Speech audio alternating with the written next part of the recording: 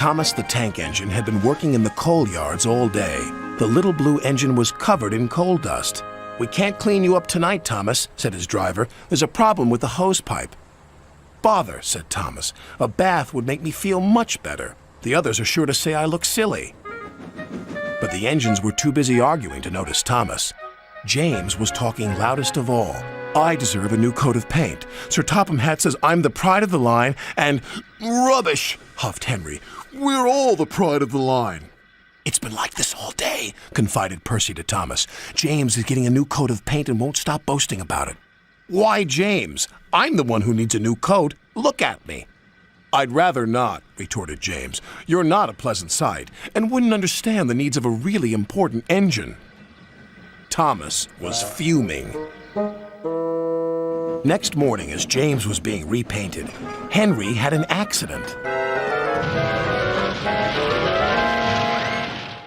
"If you can't push cars properly, Henry, why not talk to a tree instead? You know how much you like the forest." "As a matter of fact, bossy boiler, Sir Topham Hatt is inspecting the island for trees that are too close to the line. He's worried they might cause trouble." "Pah!" laughed James. "If I came upon a tree, I'd just push it aside." "Really?" Henry replied. Soon James was showing off his paintwork. "Make way for an important engine." "You wouldn't feel important if one of those trees crashed on you. You'd feel hurt," reproached Percy. "Rubbish! It wouldn't dare." "You should be careful, James. Trees can be just as powerful as engines," advised Terence. "Oh, please." "Now, excuse me, Sir Topham Hatt needs me to pull the express." And he huffed away.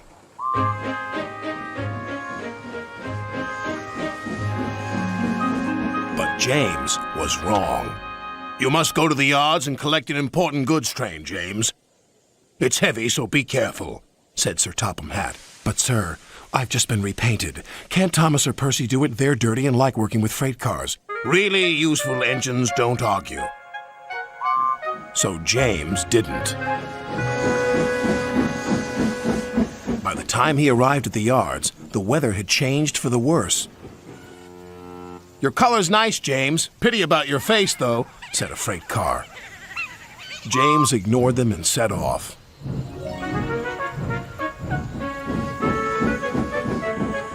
Soon they came to a hill, and his driver knew they were in for a difficult time. An old tree close to the track was being blown by the strong winds, and the rain had weakened the slope. All of a sudden, the tree moved.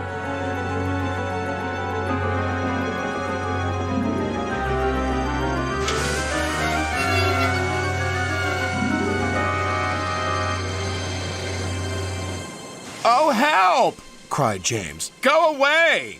But of course, the tree couldn't. James tried to reverse away from the tree, but his train was too heavy. Then he heard a whistle. "It's Thomas," called his driver. James felt embarrassed and worried that Thomas would laugh at him, but Thomas didn't. He knew this was no time for teasing. "Beep, beep." "I'm ready," whistled Thomas. "So am I," replied James. "As ready as I'll ever be." They were just in time.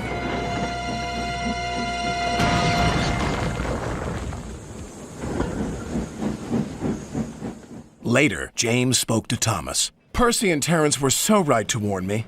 Thank you for rescuing me, Thomas." "Oh, that's all right. We engines must pull together, whatever the weather." Just then, Edward bustled in. "Sir Topham Hatt thinks you're both brave engines. Thomas, you're going to have a new coat of paint. And James, Sir Topham Hatt says that tomorrow you'll pull the special express."